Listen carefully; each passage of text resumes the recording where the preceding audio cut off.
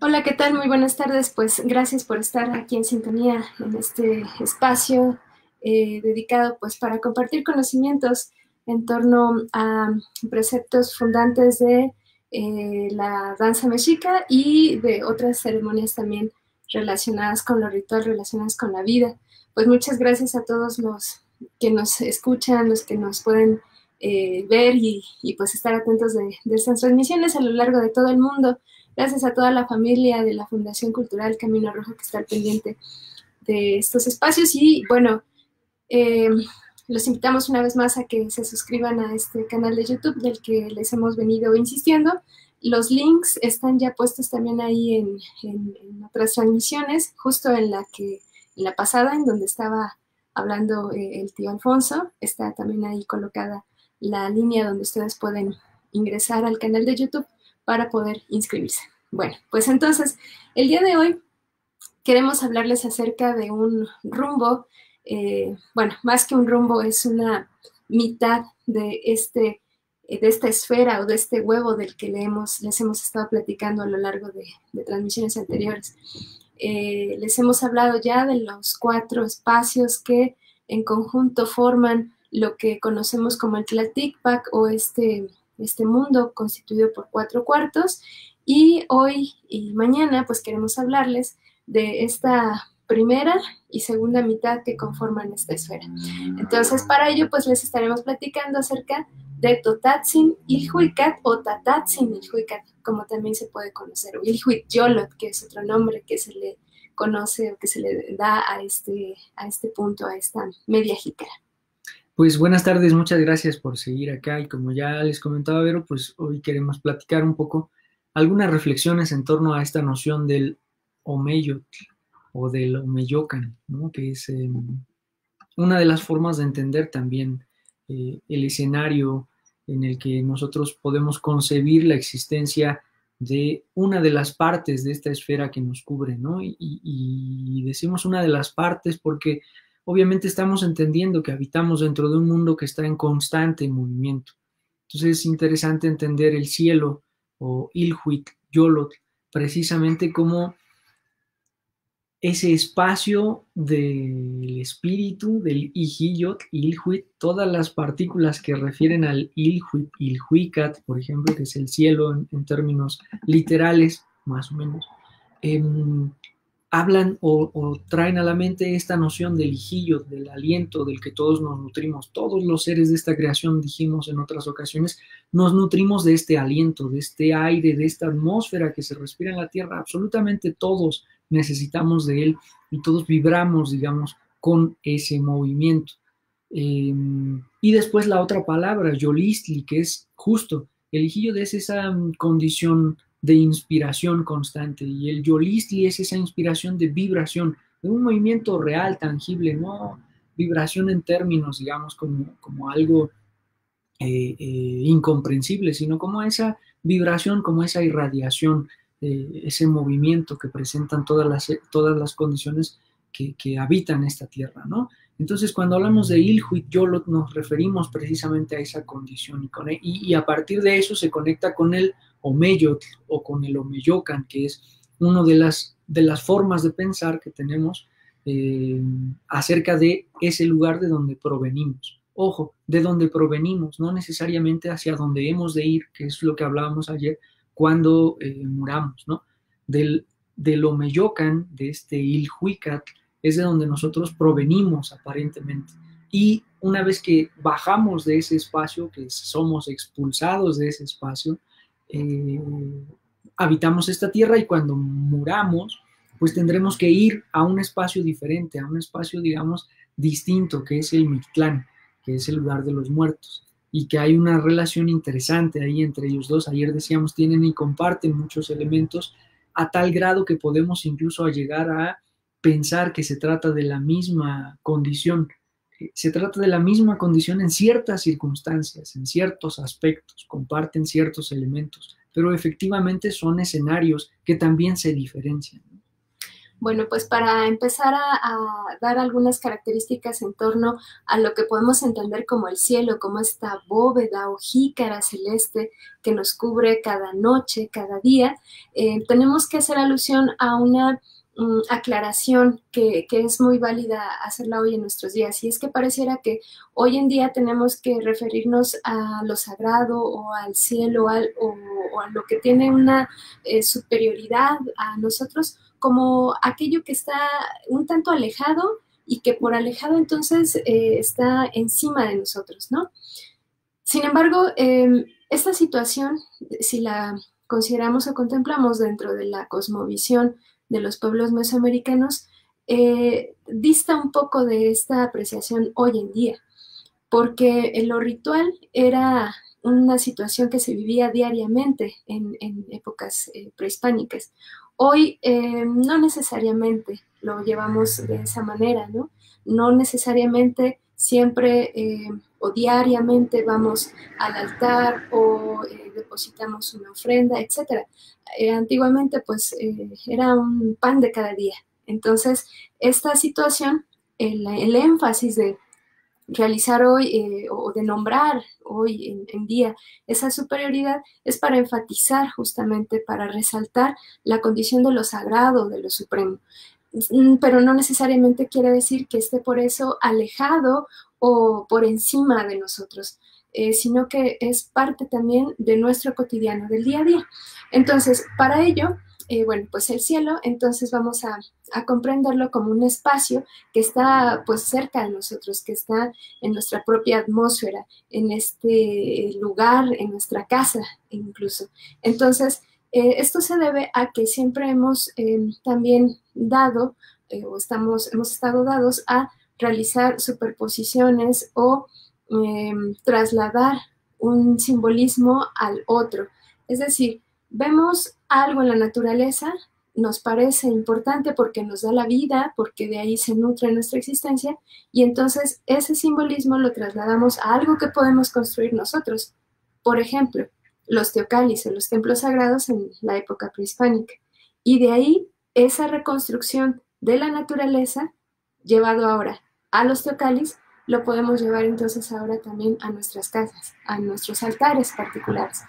Entonces, de ahí que, pues para hablar de esta jícara, que es Tatatzin Ilhuicat o Totatzin Ilhuicat también, debemos referirnos pues a dos energías que desde épocas antiguas dieron la vida y que hoy en día la siguen dando. Entonces, empecemos por pensar, digamos que Tatatzin Ilhuica te refiere también a esta idea de cierta paternidad, ¿no? Tatatzin es una palabra que se utiliza en náhuatl, que podemos leer Totatzin, que refiere a nuestro padre, y se le nombra de alguna manera así. También tenemos que entender que muchos de los nombres y mucho de nuestro entendimiento sobre esta construcción pues se está usando en la actualidad con toda la construcción histórica de que es resultado. Entonces, no es que estemos tratando de retornar al sentido que tenían estas cosas en épocas prehispánicas, sino más bien estamos recurriendo a cómo se ha venido construyendo históricamente para precisamente entender qué nos dice hoy y poder comprender mejor nuestras prácticas rituales en la actualidad y tener una mayor comprensión de ellas y tener mayor conciencia de cómo las estamos articulando con nuestra vida cotidiana, que esa es la idea. Entonces, partimos también de ese entendimiento, ¿no? Estas entidades que habitaban ese espacio supremo, ese espacio del cielo, pues ya sabemos, se denominaban a partir de la noción de Ometeotl, esta energía o esta vibración dual, ¿no? Y en esa concepción como vibración dual, pues había siempre una condición femenina y una condición masculina. Normalmente de pronto se refiere también al cielo como padre, madre, no con coma, sino como una oración compuesta, padre, madre, que significa que entre las dos nociones generan la existencia, ¿no? O madre, padre, ¿no? No es que uno sea masculino y otro sea femenino, sino que esa condición dual refiere precisamente a la sinergia de estas dos condiciones a través de las cuales toda creación o toda vida es creada, es arrojada a este mundo. Entonces, la idea padre, madre es muy importante siempre tenerla en cuenta. para poder comprender este espacio desde el cual nosotros nos derivamos, ¿no? Entonces, este espacio del que provenimos, pues decíamos ya, se puede nombrar como Omeyocan, ahí se encuentra Ometecutli, Omecihuatl, traducido podríamos saber como dos hombre o bien hombre de hueso, y Omecihuatl, dos mujer o mujer de hueso, o sea, las energías más antiguas que guardan pues la memoria ancestral de todo, absolutamente todo, no solo de los humanos, no solo de un hombre o de una mujer, sino de todo lo que existe en el universo. Entonces, pues justo en ese espacio donde habitaban Ometecutli y Omecihuatl, que es Omeyocan, la esfera del lugar del huevo, podríamos decir, de esta esfera que contiene la potencia para crear la vida, entonces ahí se crea Tezcatlipoca.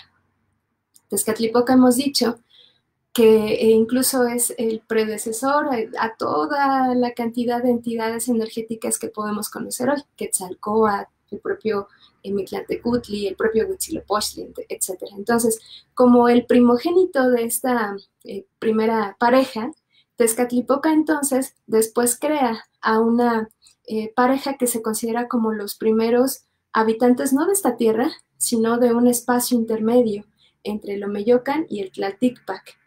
Entonces, en ese espacio intermedio de ambos lugares, crea a la pareja, pues, que serían como nuestros abuelos más antiguos, Oxomoco y Zipactonal.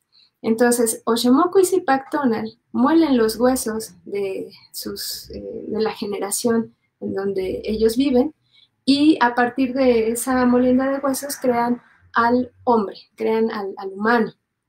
Entonces, de ahí que pues se genera la vida ya en la Tierra, no en ese estado intermedio entre el Omeyocan y el Tlalticpac, sino justamente ya los seres que provienen de esa molienda de huesos pueden dar su vida o pueden generar su existencia en el Tlalticpac, en la Tierra. Bien, había esta idea que queríamos también compartirles en términos de cómo es que de pronto hay elementos que se comparten entre el Mictlán, por ejemplo, y este espacio que concebimos como Ilhuitlolot o Omeyocan. Y entonces platicábamos acerca de cómo estas dos esferas en realidad son recipientes vacíos en donde se van alternando estos dos escenarios, el creativo y el regenerativo, digamos, ¿sí? De manera que de pronto pueden ocupar en momentos diferentes, durante el día, por ejemplo, y durante la noche, uno ese mismo espacio, y por eso de pronto lo entendemos como que también está encima de nosotros. So, to speak of heaven, it seems that we always have to refer to something that is above us, to designate such superiority. However, we will understand that these spaces are as close to us like our own house, since we have always worked in the superimposition of symbolisms ranging from the physis, from nature, to the construction of teocalis or sacred houses or temples, to the spaces in our house such as altars. First, to speak of the curse known as Tatatzin Ilhuicatl, Totatzin Ilhuicatl, our Father Heaven, we must refer to the two energies that existed before time and the physical. They are Ometecutli, two man, or Omitecutli, the bone man, and Omecihuatl, two woman, or Omitzihuatl, bone woman. There are several accounts that tell us that both Ometecutli and Omecihuatl inhabited the Omeyocan, the sphere, the place of the egg, where everything comes from. And it was there that they created Tezcatlipoca, their firstborn son, who later created a first pair of beings that inhabited the earth. Before humans, they are giants. Their names were Zipactonal, the energy of Zipactli, feminine energy in some books. In others, they don't say nothing about if is he or she. And Oxomoco, the masculine energy. So there are several versions about the gender of these entities. They, Zipactona no Shomoko, grind the bones of those first giant beings and create the human beings. All this happens in an intermediate place outside this world, located between the Omeyocan and Tlalticpac. That is between heaven and earth. So in the night, we talk about some other things about this conception. Muito bem. Para falar do céu, parece que sempre precisamos nos referir a algo que está acima de nós, para designar essa superioridade. No entanto, entenderemos que esses espaços estão tão próximos de nós quanto a nossa própria casa, pois sempre trabalhamos na sobreposição de simbolismos que vão da físis, da natureza, à construção de teocallis, por exemplo, ou casas ou templos sagrados, aos espaços de nossa casa, como altares. Primeiro, para falar do curso conhecido como Tatatzinilhuicat ou Totatzinilhuicat, devemos nos referir às duas energias que existiam antes do tempo e à física. Elas são o Metecutli, dois homens, homem de osso, também se conhece assim, e o Mecihuatl, duas mulheres, ou também mulher de ossos. Várias são as histórias que nos dizem que o Metecutli e o Mecihuatl habitavam o Meyocan, a esfera, o lugar do ovo, de onde tudo vem. E foi lá que eles criaram Tezcatlipoca, seu filho primogênito, que mais tarde criou o primeiro par de seres que habitavam a Terra, antes dos humanos, os gigantes. Seus nomes eram Zipactona, a energia do Zipactli, e energia feminina, e o Shomoko, a energia masculina. Uma vez criados, Zipactona e o Shomoko trituram os ossos dos primeiros seres gigantes e criam um humano. Tudo isso acontece em um lugar intermediário fora deste mundo, localizado entre o Meyocan e Tlalticpac, isto é, entre o céu e a terra. No entanto, esses três céus e o submundo é o mesmo, como os Tlalocan, Mictlampa, o Meyocan, Chicomostoc, como a montanha da criação, monte sagrado, eles são consubstanciais. Vamos a explicar essa apreciação de estas duas coisas. Os três céus, isto é, o Ilhuicat, o ultramundo, o Mictlampa e a montanha que gera vida, são considerados os mesmos, pois todos eles fornecem vida. Assim, a montanha também é um gerador de vida. Mas por quê? Porque é tudo o que você precisa para tornar tudo possível. É a semente, mas também a água, a umidade, que graças a isso fertiliza a vida. Portanto, não existem apenas as sementes para alimentação, mas o que mais tarde pode se materializar. Como a água vem a vida e a possibilidade de criação, aí nascem as nuvens, a névoa, a granizo e a chuva. Por esse motivo, é apenas ao seu redor que os seres humanos podem se instalar, graças à presença de suas cavernas, a água y todo o que sai delas. Pues muchas gracias por acompañarnos esta tarde. En un rato por la noche estaremos platicando un poco más sobre estas concepciones y sobre estos vínculos, siempre en la intención de plantar un germen, digamos, ¿no? Esto es generar la inquietud de empezar a pensar mejor en nuestras prácticas, empezar a pensar desde diferentes perspectivas nuestro hacer ritual en la actualidad para comprendernos mejor, para poder entender mejor nuestro punto de partida y también poder de alguna manera compartir esa inquietud por conocer, por estar constantemente conociendo a quienes comparten los círculos de danza con nosotros. Pues muchas gracias, buenas tardes. Les agradecemos su atención y nos miramos más tarde por la noche.